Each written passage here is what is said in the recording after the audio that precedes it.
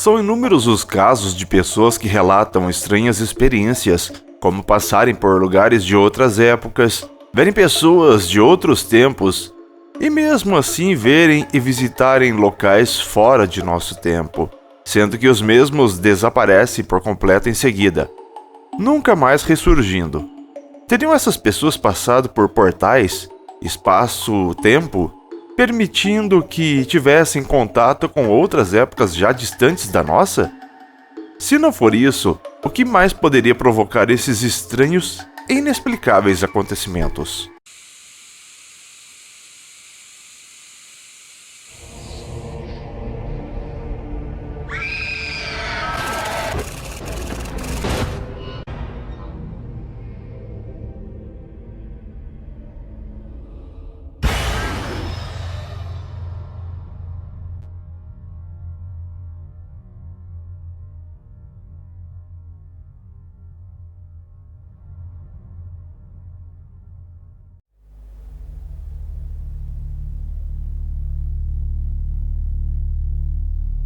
O relato que eu vou contar aconteceu no ano de 1995, quando eu estava frequentando uma faculdade em São Paulo.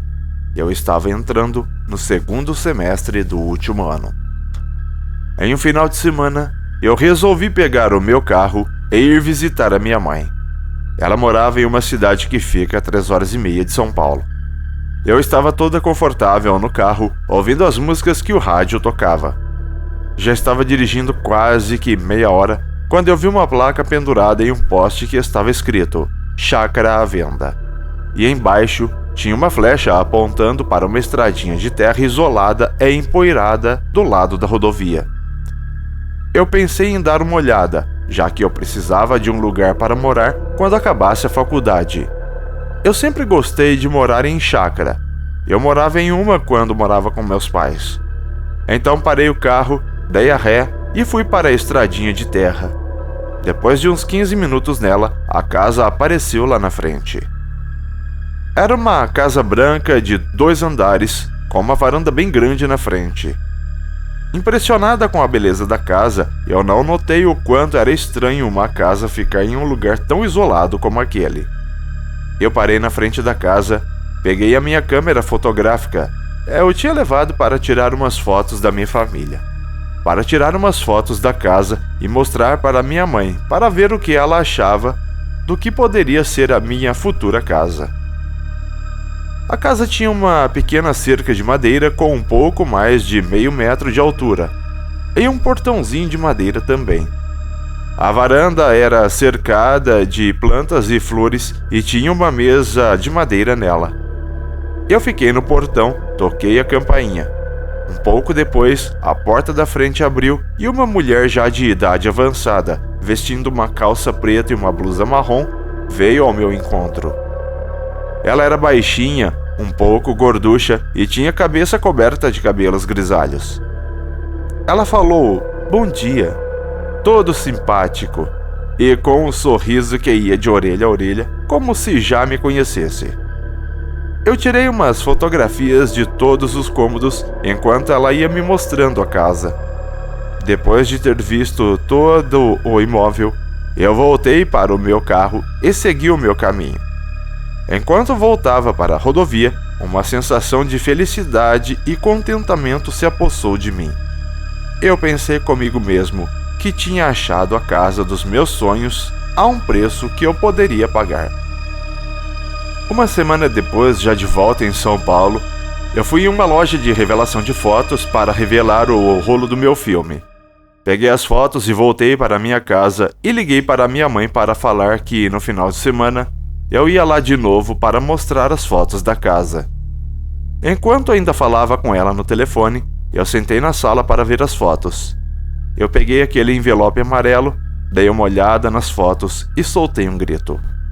O telefone que eu estava segurando com a cabeça e o meu ombro caiu no chão, junto com as fotos. Eu pulei para trás, passando por cima do sofá e parei atrás dele olhando para as fotos no chão. Eu estava chocada. Não acreditava no que tinha visto. Então, eu me toquei que a minha mãe ainda estava ao telefone e deveria estar assustada. Eu peguei ele e ela estava falando. "Alô?" Filha, você está bem? Alô?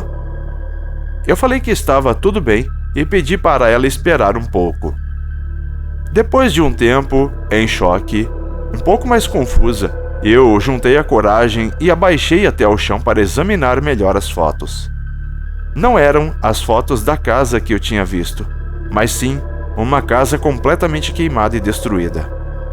Em todas as fotos, os quartos estavam negros feito carvão, as paredes completamente chamuscadas, e somente o resto das estruturas do que algum dia já tinham sido alguns móveis. Parecia que a casa tinha sido devorada pelo fogo.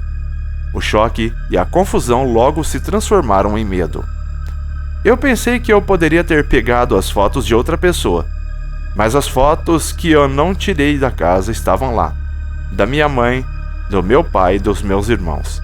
Aquelas eram as minhas fotos. Eu peguei todas elas sem exceção e queimei. Simplesmente queimei todas, sem um segundo de pensamento e reflexão. No final de semana, eu peguei o meu carro e fui ver a minha mãe.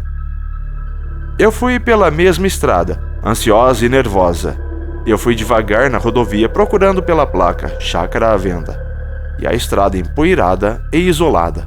E para minha surpresa, eu não achei nenhuma das duas. Eu fiquei indo e voltando naquele pedaço de rodovia e não achava a estrada que eu tinha pegado antes. Desde aquele dia, eu não sou mais a mesma. Se alguém me falar que eu estou enlouquecendo, é capaz de eu acreditar. O meu psicólogo falou que aquilo tudo não aconteceu. Que eu não vi a casa e nem as fotos. Que eu imaginei tudo. Talvez ele esteja certo, mas quem pode realmente dizer o que é real e o que não é? Às vezes, eu me arrependo de ter queimado as fotos. Talvez, se eu ainda estivesse com elas, as pessoas acreditariam em mim. Até a nossa próxima história!